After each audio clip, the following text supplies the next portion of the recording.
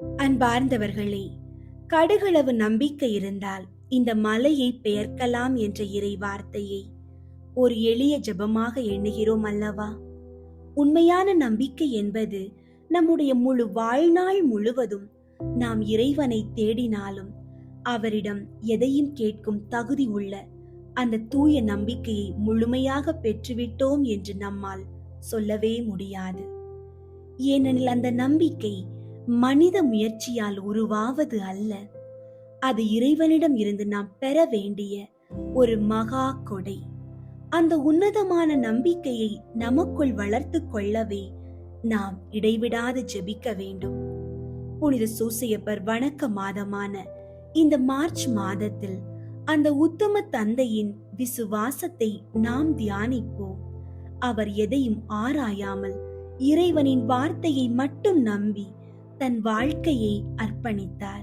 தவ காலத்தின் இந்த பயணத்தில் நம்மிடம் இல்லாத அந்த அசைக்க முடியாத நம்பிக்கையை இறைவனிடம் இறந்து கேட்போம்.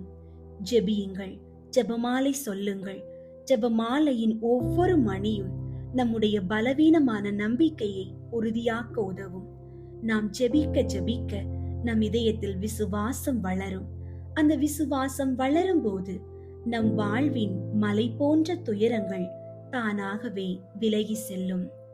இன்றைய நாளுக்கான இறைவார்த்தை மத்தேயு எழுதிய நற்செய்தி 17ஆம் அதிகாரம் 20ஆம் இறைவார்த்தை.